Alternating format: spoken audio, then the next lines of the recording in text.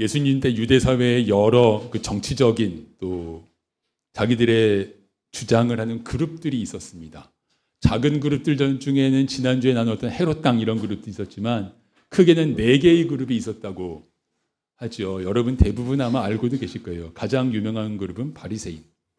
장로들의 전통에 따라서 뭐 손을 씻는다든가 뭐 금식이라든가 이런 것들을 세밀하게 지켜야 한다라고 주장하는 사람들이고, 또 하나는 에세네파라고 불리는데 이제 세상과 떨어져서 광야에서 자기들만의 공동체를 이루고 살아가면서 우리는 세상에 섞이지 않고 정결하게 살겠다 이렇게 주장하는 에세네파가 있었고, 또 하나는 젤롯당, 우리말로 열심당이라고 번역하는 무장 독립운동 단체가 있었고, 그리고 또 하나 사두개파가 있었습니다. 사두개파.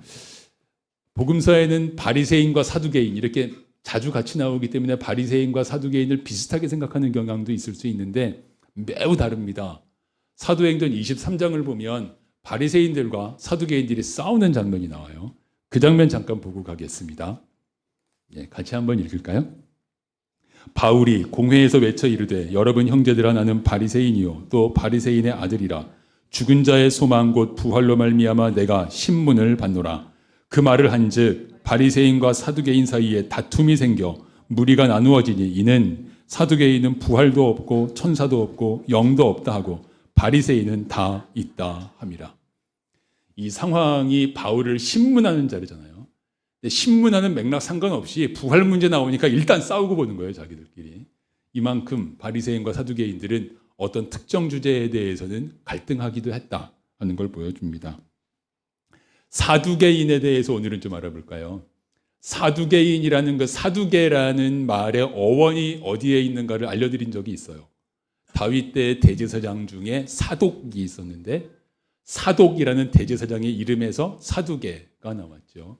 그러니까 사두개인들은 대부분 제사장 가문이었습니다. 바리새인들은 평민입니다. 사두개인들은 제사장 가문이었고, 제사장 가문이 아닌 사람들도 사두개인 중에 일부 있었는데 그들은 대부분 귀족 가문이었다 이렇게 알려져 있습니다. 그러니까 귀족이고 제사장이니까 자기들 나름대로는 우리가 유대 사회의 최고 지도자다 이렇게 생각하는 사람들입니다. 그들의 사상적인 특징, 모세 오경만 인정한다. 이 당시에 예언서들도 있었고요. 또 뭐 사무엘, 또 열왕기 이런 책들도 이미 쓰여서 읽고들 있었는데 하나도 인정하지 않고 오직 모세 오경, 창세기, 출애굽기, 레위기, 민수기, 신명기 딱 5개만 인정을 하는데 그것도 문자적으로 쓰여진 딱 그대로만 인정한다. 문자적으로 쓰여진 걸 넘어서는 건 인정하지 않는다. 이게 사두개인들의 특징입니다. 예를 들면 부활, 모세오경에 문자적으로 쓰여져 있지 않아요. 천사? 없어요. 영적인 거? 없어요. 그러니까 모세오경에 문자로 기록되지 않는 건 다 거부. 부활 없어. 이렇게 하는 사람들입니다. 이 사두개인들에 대해서 그냥 참고를 하나만 더 알려드리면 AD 70년에 예루살렘이 파괴됩니다. 로마의 지배에 대해서 자꾸 이 이스라엘 유대 쪽에서 반란이 일어나니까 로마가 군대를 보내서 AD 70년에 예루살렘을 다 파괴해버렸죠. 포위 공격을 오랫동안 했고 그때 사두개파는 사라졌다고 합니다. 그리고 그 이후에는 사두개파의 사상은 더 이상 전달되지 않고 유대 사회의 사상적인 흐름의 주도권은 이제 바리새적인 사람들이 쥐고 그 이후로 쭉 이어져 가게 됩니다.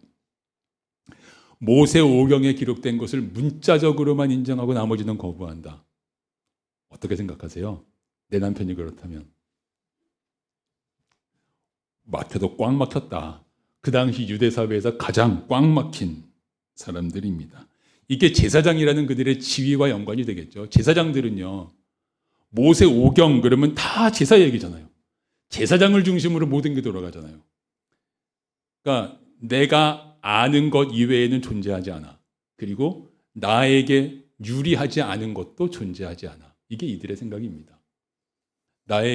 내가 아는 것만 존재하고 나에게 유리한 것만 존재한다. 그런데 예수님을 뵈면 예수님은 모세오경에 기록된 문자를 넘어서는 가르침을 참 많이 주셨어요. 예를 들면 너희가 이렇게 들었지 살인하지 말라. 그러나 나는 너희에게 말한다. 뭐라고 말씀하셨어요? 형제에게 욕을 하면 살인한 것과 마찬가지다. 이 모세오경의 문자를 훨씬 넘어서신단 말이에요. 뭐 간음에 대해서도 마찬가지고, 또 눈은 눈으로 이는 이로 갚으라 하는 것을 너희가 들었다. 그러나 나는 너희에게 말한다. 오른편 뺨을 맞으면 왼편 뺨을 돌려대라. 이것도 모세오경에 없단 말이에요. 그러니까 또 예수님이 귀신도 많이 쫓아내셨잖아요. 귀신을 쫓아내? 이런 거 모세오경에 없어. 예수님이 하는 말씀과 행동 하나하나가 사두개인들에게는 전부 다 가시 같은 거예요. 자기들의 존재와 권위를 위협하는 것이었습니다. 그렇게 사두개인들을 화나게 했던 예수님이 지금이라고 하면 고난주간의 화요일, 사흘 뒤면 십자가에 못 박히시는 그 화요일에 하루 종일 성전 마당에서 가르치시고 있잖아요. 그러니까 예수님에게 불만 가진 사람들이 와서 시비를 안 걸면 이상한 거죠. 그래서 오늘이 세 번째 시비입니다. 첫 번째 시비 그 이외에도 많았을 것 같은데 복음서가 전하는 세 번의 시비는 첫째, 대제사장과 사두개인들이 와서 대제사장과 서기관들이 와서 권위를 가지고 시비했고, 둘째, 지난주에 바리새인들과 헤롯 당이 와서 인두세 문제를 가지고 시비했고, 세 번째 오늘 사두개인들이 와서 부활을 가지고 시비를 합니다. 그들이 질문합니다. 그들의 질문. 우리 일단 본문을 가지고 그들의 질문의 앞부분 같이 읽겠습니다. 부활이 없다고 주장하는 사두개인 중 어떤 이들이 와서 물어 이르되 선생님이여 모세가 우리에게 써주기를 만일 어떤 사람의 형이 아내를 두고 자식이 없이 죽으면 그 동생이 그 아내를 취하여 형을 위하여 상속자를 세울지니라 하였나이다. 모세가 우리에게 써주기를, 그러니까 이 부분이 사두개인들의 특징을 딱 보여주는 거예요. 모세가 우리에게 써준 것만 인정한다고 우리들은. 그런 특징을 보여주는 것이고, 고엘, 기업을 물을 자에 대한 말씀이죠. 빚을 대신 갚아주고, 이제 어떤 사람이 자식이 없이 죽으면 가장 가까운 친족이 그 사람의 아내를 취하여서 그 사람의 이름으로 자식을 낳아서 대를 이어준다. 형제가 있다면 당연히 가장 가까운 친족은 형제니까 형제가 그렇게 한다라는 말씀. 우리 고엘에 대해서는 여러 차례 같이 많이 집중했고, 십자가를 지고 십자가의 대속도 고엘과 관계됐다는 것 우리 많이 나누었었던 바가 있었습니다. 자, 근데 율법에 기록된 대로 문자 이외에는 거부한다. 내게 불리하면 부정한다. 내게 유리한 것만. 얼마나 어리석은지요. 근데 이것이요, 사두개인들만의 문제가 아니라 인간 일반의 죄된 모습이기도 해요. 제 기억에 한 몇 년 전에 이 자리에서 제가 피타고라스 학파의 어떤 모습에 대해서 소개한 적이 있는데, 피타고라스 학파니까 피타고라스 정리 우리 다 기억하실 거고, 수학에 관한 고대 그리스의 학파입니다. 피타고라스 학파는 이렇게 생각했습니다.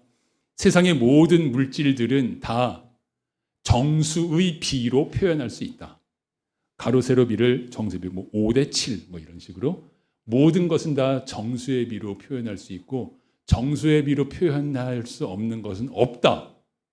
그런데 피타고라스 학파는 정수의 비로 표현할 수 없는 게 있다는 사실을 스스로 알고 있었어요. 가장 쉽게 볼 수 있는 것, 가로 1, 세로 1인 정사각형을 그리면 그 대각선의 길이는 루트 2잖아요. 루트 2는 웃으시는 분들이 있는데, 루트 2는 정수의 비로 표현이 안 되는 무리수잖아요. 그런데 이 피타고라스 학파는요, 정수의 비로 표현이 안 되는 루트 2 같은 존재가 있다는 사실을 인정을 하면 이 세계가 무너지는 거예요, 그들은. 그래서 자기들 말고 누군가가 루트 2의 존재를 안다는 것이 발각이 되면 죽여버렸습니다.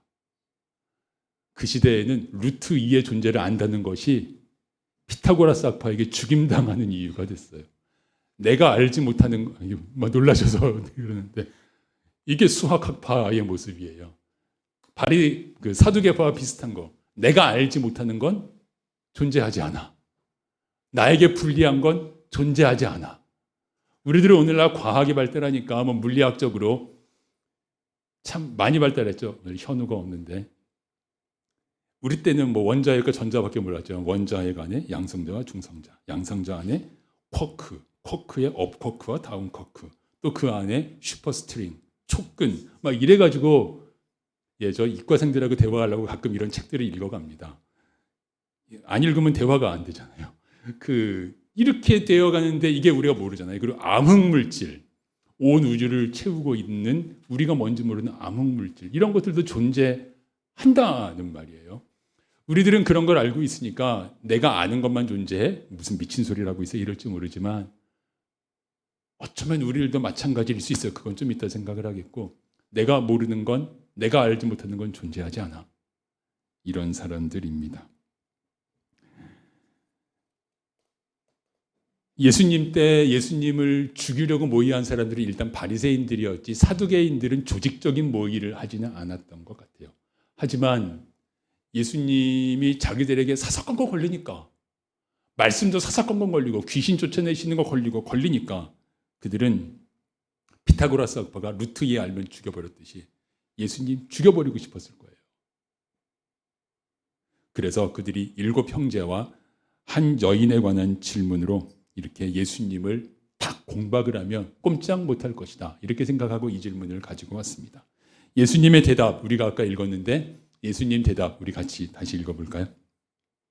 예수께서 이르시되 이 세상의 자녀들은 장가도 가고 시집도 가되 저 세상과 및 죽은 자 가운데서 부활함을 얻기에 합당히 여김을 받은 자들은 장가가고 시집가는 일이 없으며 그들은 다시 죽을 수도 없나니 이는 천사와 동등이요 부활의 자녀로서 하나님의 자녀임이라.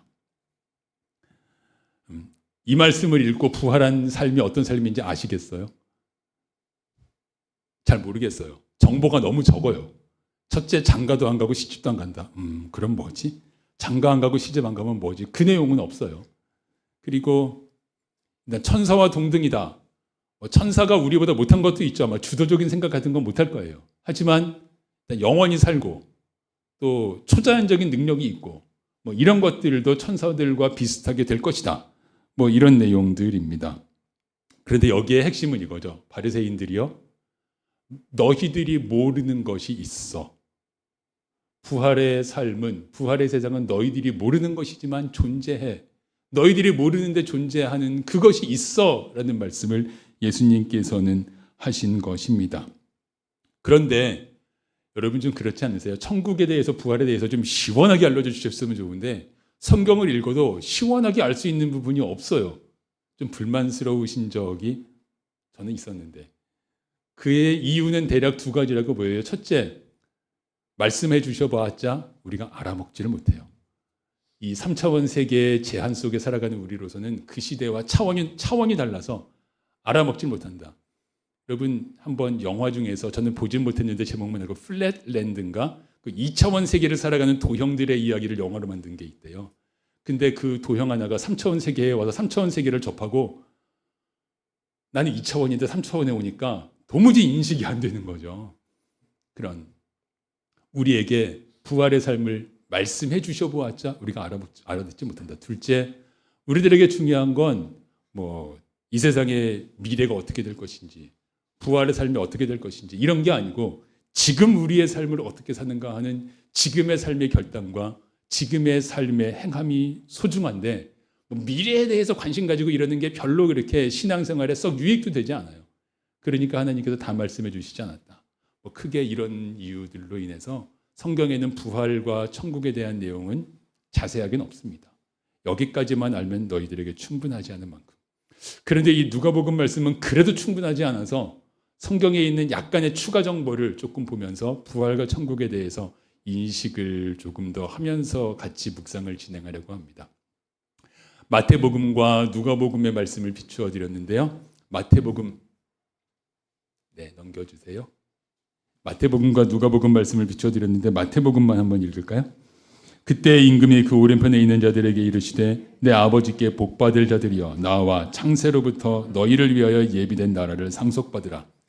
퀴즈를 한다면 이렇게 한 절 딱 읽고 예수님의 어떤 비유에 나온 이야기일까요? 하고 퀴즈 내고 이렇게 해도 괜찮을 것 같아요. 퀴즈를 냈다. 어떤 비유일까요? 양과 염소의 비유입니다. 그 중에 양들에게 하신 말씀. 그 중에서 양들에게 어떤 축복이 있냐 하면 나라를 상속받으래요. 나라는 무슨 나라일까? 천국에 있는 나라는 무슨 나라일까? 잘 알 수가 없어요.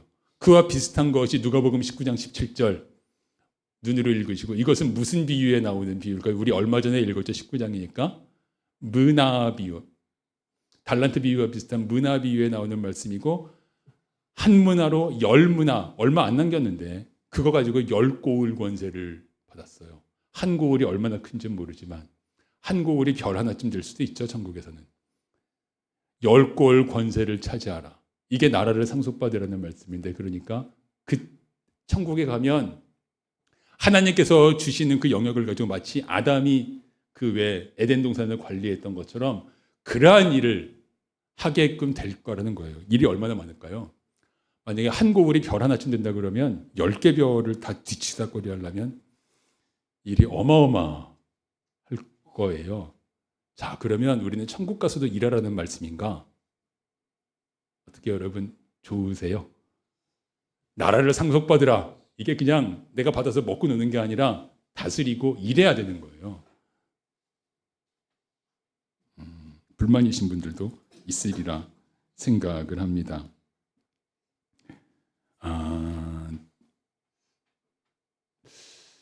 천국에서 나라를 상속받는다는 게 무엇일까? 참고로 주기도문의 이 내용도 생각이 났습니다. 다 외우시지만 같이 읽을까요? 나라가 임하시오며 뜻이 하늘에서 이루어진 것 같이 땅에서도 이루어지이다. 천국에 있는 나라는 하나님의 뜻이 이루어지는 자리. 그러니까 나는 그 나라들을 살피면서 나라들마다 하나님의 뜻이 그대로 잘 이루어져 가도록 이렇게 보살피는 거죠. 진짜 일이 많을 것 같다. 천국, 나 지금도 바빠 죽겠는데 천국 가서도 이렇게 바쁘게 일하라는 말씀이냐? 이런 불만이 나올 수 있는 대목이에요. 하지만 여러분, 저는 개인적으로 이 말씀이 좋아요. 제가 좀 한가해서 그런지도 모르겠어요. 천국에 가면 이렇게 하얗고 하늘하늘한 옷을 입고 날마다 잔치한다 그러면 뭐 한 이틀은 괜찮겠지만 사흘째부터는 매우 지루할 것 같고 재미없을 것 같고, 여러분 안 그러신가요? 하늘하늘한 옷으로 매일 잔치다. 근데 그게 아니고 이 말씀대로라면 이럴 거 아니에요. 이 땅에서는 상상도 못할 하나님의 역사를 내가 알고, 이 땅에서는 상상도 못할 하나님의 역사에 동참하는 거예요. 이 땅에서는 가지지 못했던 통찰력을 가지고 그 일을, 하나님의 역사를 기획하고 이거 어떻게 될까? 진행하고 매일 이런다면 얼마나 재밌을까요? 재미있게 생각하시는 분도 계시고, 나는 그런 거 다 귀찮아 이러는 분도 계실 것 같고. 하지만 천국은 그런 곳이다. 이것을 가리켜서 잔치라고도 표현을 합니다. 제가 여러분에게 예배 안내 문자를 어제 보내면서 틴즈 카페에서 어떤 중학생이 저에게 했던 질문을 나눴습니다. 그것은 사실 사피엔스 책에 있는 맨 마지막, 이 시대에는 이제 영생이 과학적으로 가능해졌다라는 그 사피엔스 책 맨 뒤에 보면 있는데 그런 내용이기도 했어요. 목사님, 과학이 발달하는데 사람을 영원히 살게 해줄 수 있는 영생기계가 발명된다면, 그래서 그 기계를 통해서 사람들을 영원히 살 수 있게 해준다면 교회는 그때부터 필요 없는 거 아니에요? 이렇게 질문을 했습니다. 오 하시는 분들은 아마 어제 문자를 받았지만 읽지 않으신 분들일 수 있습니다. 목사에게서 문자가 왔나 봐. 내용은 안 읽으시고. 네, 어쨌든 그러셔도 괜찮습니다. 사실은 그러실까 봐 수요일에 드리는 그 제 묵상 용지는 요청하신 분들께만 보여드리고 있어요. 어쨌든 여러분 한번 생각해 보시라 그랬는데 그 학생에게 뭐라고 대답할지 생각해 보셨습니까? 영생기계가, 그러니까 교회는 안 다니는데 교회가 영생을 말한다는 건 알고 있는 거예요. 그 학생도. 뭐라고 대답할까? 제가 질문을 해봤어요. 너는 지금의 네 인격, 지금의 네 성격, 그리고 지금의 네 능력, 지금의 네 지혜, 그걸 가지고, 그걸 그대로 가지고 삶의 길이가 영원히 늘어난다면 괜찮니? 행복하겠니? 물었더니 아니요, 그러더라고요. 자기의 인격과 능력을 가지고 이걸 가지고 영원히 산다고? 이거는 형벌이야. 여러분은 어떠세요? 여러분은 그렇지 않으시니까 지금의 딱 그만큼의 성품과 능력으로 삶의 길이가 영원히 늘어난다면, 다들 고개를 흔들고 계십니다. 최근에 제가 드라마를 다 본 건 아니고 딱 한 장면만 봤는데 김혜자 씨가 드라마 제목이 뭐죠? 이렇게 얘기하면서 천국에서는 뭐 나이를 자기가 선택하라고 그러더라고요. 제가 잠깐만 요만큼의 그 중에서 20살, 25살, 남편 만났던 25살 뭐 그런 장면을 제가 봤는데, 자, 25살이라고 치고 25살 때의 통찰력과 지혜와 성격 가지고 삶의 길이가 영원하다. 생각만 해도 지긋지긋하실 수 있을 일입니다. 그래서 우리의 부활의 몸은 우리가 상상할 수 없는 모습으로 바뀌는 것이다 라는 약속이 주어집니다. 우리의 성품이, 우리의 능력이 지금으로서는 상상할 수 없도록 바뀌는 것인데, 지금 말해줘봤자 우리가 못 알아먹으니까 그건 성경에 없다. 그것을 하나님께서 사도 바울에게는 딱 요만큼 알려주셨어요. 사도 바울에게 알려주신 만큼, 제가 사실 장례 집례를 할 때 가장 많이 읽는 말씀 중에 하나인데, 그래도 우리 같이 읽을까요? 죽은 자의 부활도 그와 같으니 썩을 것으로 심고 썩지 아니할 것으로 다시 살아나며, 욕된 것으로 심고 영광스러운 것으로 다시 살아나며, 약한 것으로 심고 강한 것으로 다시 살아나며, 육의 몸으로 심고 신령한 몸으로 다시 살아나나니 육의 몸이 있은즉 또 영의 몸도 있느니라. 바울도 딱 요만큼을 할지 더 정확하게 몰랐어요. 욕된 것 뭐 다 보진 않겠고요. 고린도전서 강의 시간 아니니까. 욕된 것으로 심고, 우리의 몸이 욕됩니다. 왜 욕된가? 지난 한 주간만 딱 잘라가지고 제 한 주간 동안 제가 생각했던 걸 보면 별로 여러분하고 나누고 싶지 않는 지저분한 욕심들이 제 마음에 들락날락한 것들이 많아요. 여러분들은 어떠신가요? 권사님도 저보다는 좀 적으시겠지만 있으셨으리라. 우리의 몸은 욕돼요. 욕심, 때로는 분노, 이런 것들이. 욕된 것으로 심고 영광스러운 것으로 다시 산다. 하나님의 영광 앞에 부끄럽지 않은 모습으로, 지금의 이 성품이 아닌 모습으로 다시 산다. 육의 몸과 영의 몸, 영의 몸은 뭐냐? 영의 몸은 주님의 질서와 주님의 뜻을, 주님의 기준을 기뻐하는 거죠. 영의 몸, 영의 몸. 인내, 용기, 지혜, 포용력, 지금은 상상 못할 성품, 예수님의 긍휼, 예수님의 사랑을 더 온전히 닮아가는 모습. 정확하게는 알 수가 없지만 뭔가 그걸 통틀어서 영의 몸, 그 삶이 얼마나 벅찰까. 그런 영의 몸으로 나라를 다스리는 주님의 역사에 힘껏 동참하고 매일 지치지도 않을 것 같아요. 체력이 좋아졌을 테니까 일을 한다. 그런데 그것이 지루하지 않고 날마다 새롭다. 대략 저는 천국을 이 정도 수준에서 말씀에 근거해서 여기까지만 받아들이고 더 구체적인 건 우리에게 허락되지 않았어요. 그래 이것이 우리들에게 소망이 됩니다. 자, 여기서부터가 묵상입니다, 여러분. 예수님과 사두개인들 사이에서 부활에 대한 이런 내용이 오갔어요. So what? 이거 나에게 무슨 의미예요? 부활한 몸은 그런 몸이래. 나 그거 알았어. 이게 나한테 무슨 의미냐? 여기서부터가 묵상이고, 이것을 묵상하지 않고 그냥 읽고 지나간다면 여러분은 묵상은 하지 않으신 것입니다. 말씀을 내게 주시는 말씀으로는 받지 않은 것입니다. 내게 주시는 말씀은 뭘까? 저에게 온 것은 부활에 대한 말씀보다 이번 묵상 중에서는 바리새인, 제가 오늘 혹시 말하다가 실수로 바리새 그래도 사두개로 새겨 들으시기 바랍니다. 오늘은 바리새인 얘기 없으니까. 입에 사두개보단 바리새가 늘 많이 올라와 있기 때문에 사두개인들의 고집스러움에 저를 비추어 보게 되었습니다.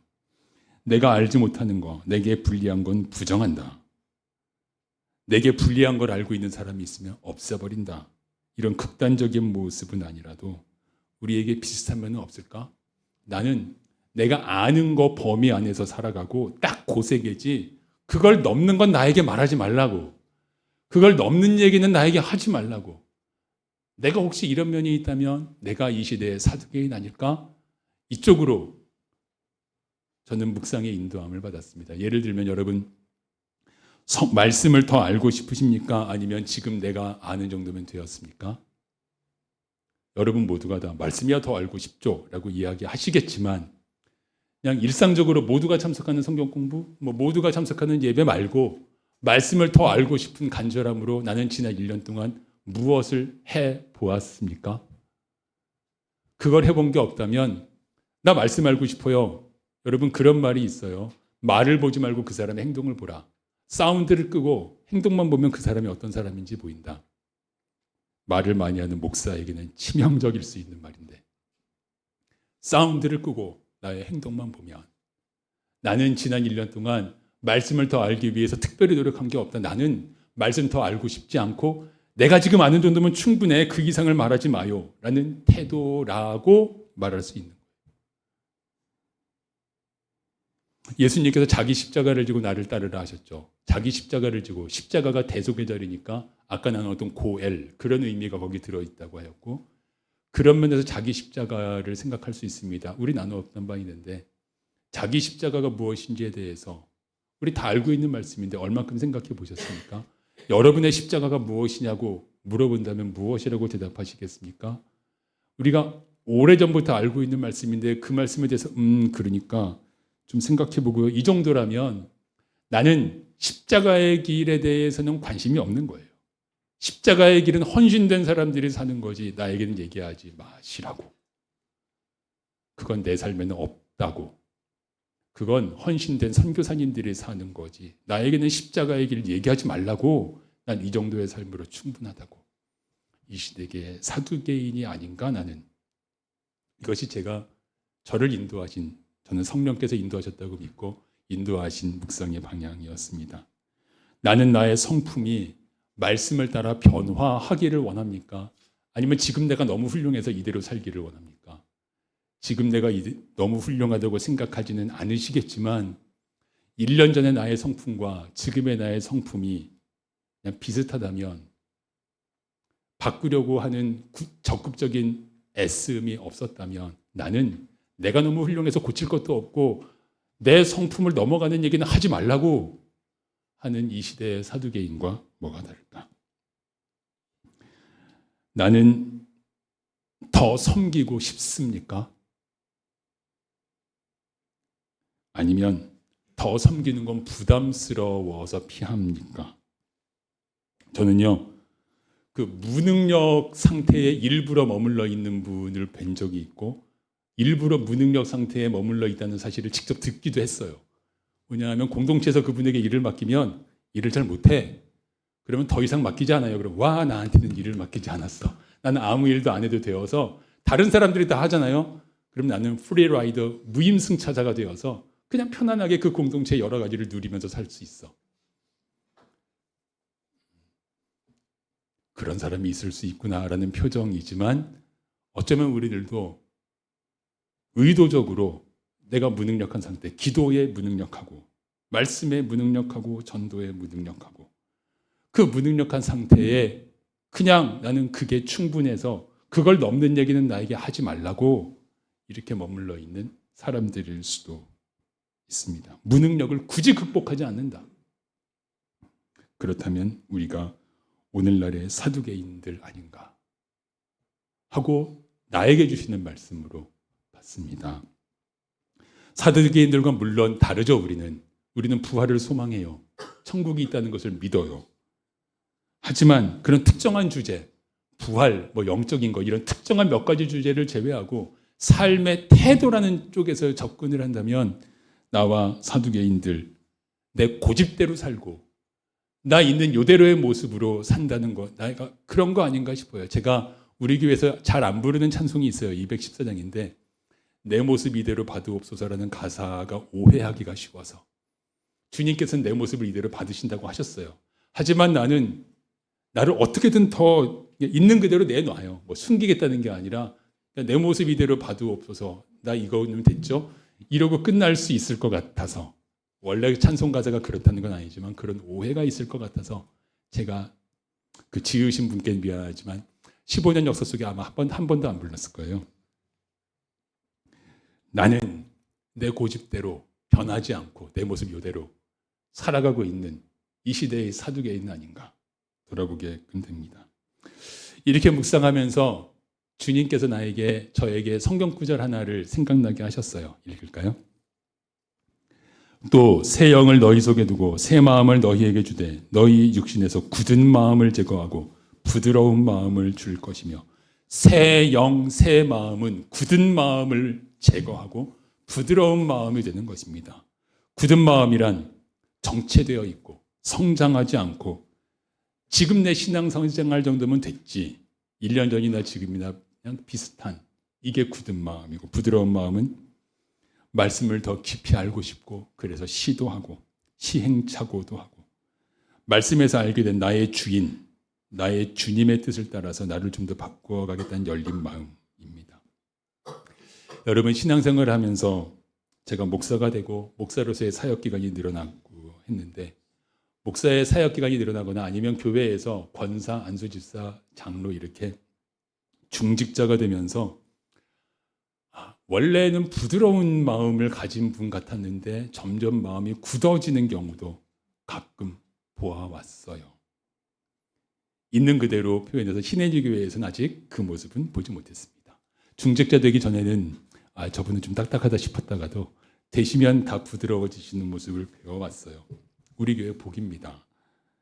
하지만 우리들 전체적으로 우리의 삶을 보면서 나 이 정도면 되었다, 스스로 이 정도면 되었다고 명시적으로 생각하진 않지만, 살아가는 모습을 통해 보면 뭐 몇 년 전이나 지금이나 비슷하다면 이 정도면 된 거죠. 뭐. 이 시대의 사두개인이 아닌가 우리들을 돌아보게 됩니다. 저를 돌아보니까 매일 결정하고 있더라고요. 사두개인처럼 선택할 건가? 예수님 따르는 자처럼 선택할 건가? 사두개인 되기로 결심했어, 이러진 않았지만 마치 사두개인처럼 선택하는 경우가 내 삶에 많았다, 지난 주간만 보아도 라고 돌아보게 되고요. 지금 이런 고백에도 문제가 있어요. 아까 제가 무능력에 정체되어서 남아있다 그랬지만, 이런 고백을 하는 순간 여러분, 인간이 얼마나 완악한지, 나는 이런 고백까지 하는 참 겸손하고 훌륭한 사람이니까 이대로 살겠어, 안 바꿔. 그리고 이렇게까지 우리들이 저를 포함해서 완악합니다. 그런 우리들에게 이 에스겔서 말씀을 참고해서 오늘의 사두개인들을 참고하면서 나에게 주시는 말씀을 이렇게 받았습니다. 이것이 1단계, 1차적인 묵상의 저에게는 종료점입니다. 나의 굳은 마음을 제거하시고 부드러운 마음을 주소서. 제가 사두개인 같나이다. 나의 성품을 바꾸어 주소서. 제가 용기가 없고 늘 비겁하나이다. 용기 내어서 힘 다해서 섬기게 하소서. 일 좀 한다고 손 다 달아 없어지는 것도 아닌데 마치 달아 없어지는 것처럼 안 했나이다. 주님, 나를 통해 주님 나라 이곳에 이루소서. 저에게 주신 말씀이고 여러분들에게 혹시 얼만큼 적용이 되실까요? 기도하겠습니다.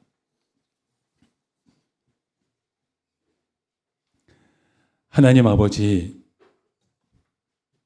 우리의 사두개 같은 마음을 돌아보며 주님 앞에 우리를 내어놓고 변화를 구하오니, 주님 우리로 말씀 따라 성품이 변화하게 하시오며 지금의 무능력을 넘어 주의 일을 감당할 만한 능력으로 충만하게 하시오며 우리를 통해 주님 영광 받으옵소서. 예수 그리스도의 이름으로 기도드립니다. 아멘.